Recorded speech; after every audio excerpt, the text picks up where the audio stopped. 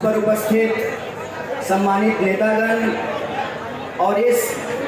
यात्रा की जनसभा में आए हुए बिहार के कोने कोने से कार्यकर्ता साथी, नौजवान, विद्यार्थी, महिलाएं और बुजुर्गों, मैं आपका बहुत ज़्यादा वक्त नहीं लूँगा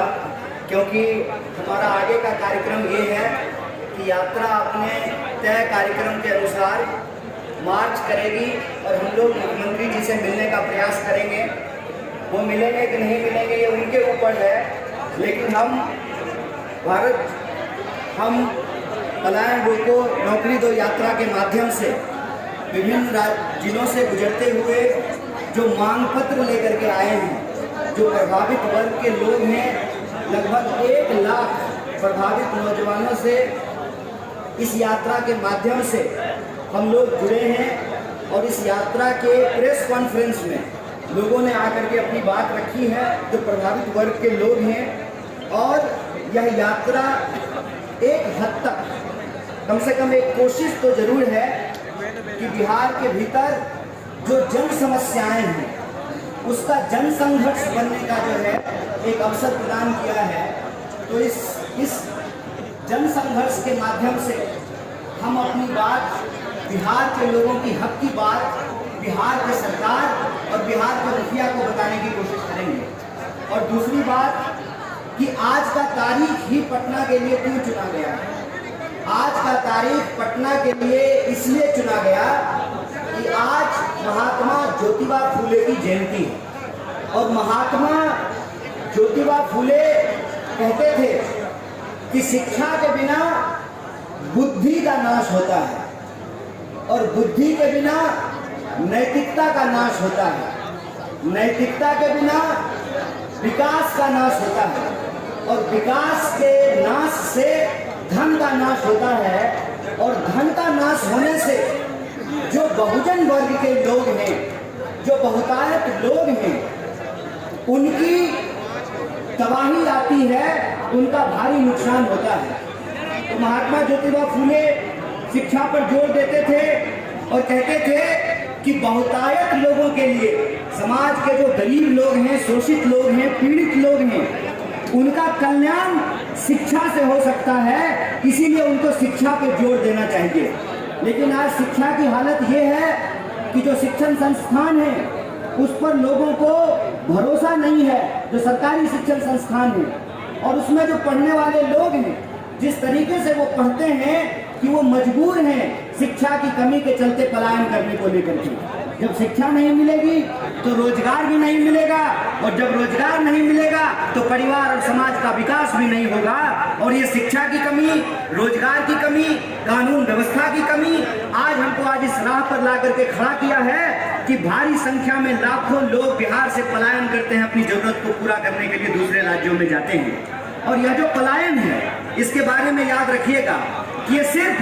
बेहतरी के लिए नहीं बल्कि मजबूरी के लिए भी करना पड़ता है। इसीलिए इस पलायन के दंश से बिहार को निकालना जरूरी है। और जब हम बिहार को पलायन के दंश से निकालना चाहते हैं तो यहाँ एक बात कहना बहुत जरूरी है। आज देश में एक साजिश चल रही है कि शोषण के खिलाफ जो ऐतिहासिक संघर्ष रहा है उन ऐतिहासिक संघर्षों को भुला दिया जाए। जो वंचित वर्ग के लोग हैं, जो गरीब हैं, जो शोषित हैं, जो पीड़ित हैं, उनके मन में यह विश्वास बैठा दिया जाए, ये भ्रम बिठा दिया जाए कि आज के इस शोषण के दौर से लड़ा नहीं जा सकता है। इतिहास के शोषण के खिलाफ संघर्षों को इसलिए भुलाया जाता है कि मौजूदा समय का जो शोषण है उसको बचा करके रखा जा सके और जो शोषित वर्ग है वो अपने हक के लिए आवाज नहीं उठा सके, अपने अधिकार के लिए संघर्ष नहीं कर सके। जो बढ़ती हुई महंगाई है, जो बढ़ती हुई बेकारी है, जो असमानता है, जो गरीबी है, जो शिक्षा और स्वास्थ्य की कमी है, उसके खिलाफ लड़ने वाली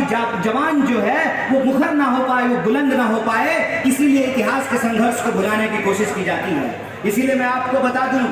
कि सरकार ने, सेंसर बोर्ड ने महात्मा ज्योतिबा फूले और माता सावित्रीबाई फूले के ऊपर जो फिल्म बनी उस फिल्म पर रोक लगा दिया, उसको प्रतिबंधित कर दिया। हम कहते हैं जब तमाम तरह का फाइल बन रहा है,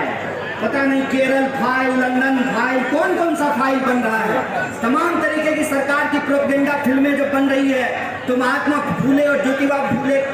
और सावित्री सावित्रीबाई फुले के ऊपर जो बनने वाली फिल्म है उसको क्यों बंद किया गया है? उसको इसलिए बंद किया गया है कि देश के भीतर जो शोषित पीड़ित लोग हैं वो अपनी आवाज को बुलंद नहीं कर सके। इसीलिए हम आप तमाम बिहार के नौजवानों और विद्यार्थियों से अपील करते हैं, कांग्रेस पार्टी के एक एक कार्यकर्ता से अपील करते हैं, साथियों हमारे कंधे पे एक बहुत बड़ी जिम्मेवारी है। हमारे कंधे पे जिम्मेवारी है इस देश की आजादी को बचाने का। हमारे कंधे के ऊपर जिम्मेवारी है इस देश के संविधान को बचाने का। और हमको यह जो काली टोपी का काला कारनामा है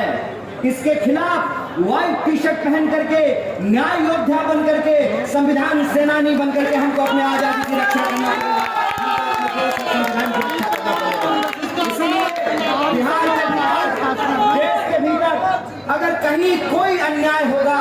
तो कांग्रेस पार्टी का एक एक कार्यकर्ता जो संविधान में भरोसा करता है, इस देश में जिसको भी संविधान के ऊपर भरोसा है, जो इस देश की आजादी को सही समझता है, जिसको लगता है कि देश की आजादी ने यह अधिकार दिया है कि अमीर और गरीब का वोट बराबर किया है, यह देश जितना अमीरों का है उतना ही गरीबों का है, इस बात में जो भरोसा करने वाले लोग हैं, जो नफरत को हरा करके मोहब्बत को जिताने वाले लोग हैं, उनको एकजुट होना पड़ेगा। उनको कांग्रेस की विचारधारा से जुड़नी पड़ेगी, कांग्रेस का हाथ मजबूत करना पड़ेगा, क्योंकि कांग्रेस की लड़ाई अन्याय के खिलाफ न्याय की लड़ाई है। कांग्रेस की लड़ाई गुलामी के खिलाफ आजादी की लड़ाई है। कांग्रेस की लड़ाई इस देश में जो ऊंच नीच की व्यवस्था है उसको समाप्त करके समानता को स्थापित करने की लड़ाई है। इसीलिए मैं आप तमाम साथियों से आग्रह करता हूं कि यह यात्रा, ये अंतिम बात मैं आपसे बोल रहा हूं, यह यात्रा आज समाप्त नहीं हो रहा है, इस बात को याद रखिएगा। ये अंजाम नहीं है, आगाज है, इस बात को याद रखिएगा। इस बात को याद रखिएगा कि बिहार जब जब करवट लेता है देश बदलता है, और देश के इस बदलाव में बिहार के जो तमाम छात्र और नौजवान हैं कदम से कदम मिला करके इस आंदोलन में, इस जन आंदोलन में हिस्सा लें। और कांग्रेस पार्टी को हम शुक्रिया अदा करना चाहते हैं, हमारे नेता सचिन पायलट का, यूथ कांग्रेस का, NSY का, और एक एक वो व्यक्ति जो यात्रा में यात्री बन करके चला है, जो पेंडिंग भर्ती वाले हमारे नौजवान साथी हैं, हम सबका धन्यवाद करना चाहते हैं कि आपने जन संघर्ष का एक मंच दिया है। बदलाव की चाहत रखने वाला एक एक इंसान से जन संघर्ष के मंच से जुड़ेगा और बिहार में बदलाव होगा। ये अंजाम नहीं है, ये आगाज है, ये आगाज है कि हम बिहार में बदलाव करेंगे। बहुत बहुत शुक्रिया, बहुत बहुत धन्यवाद।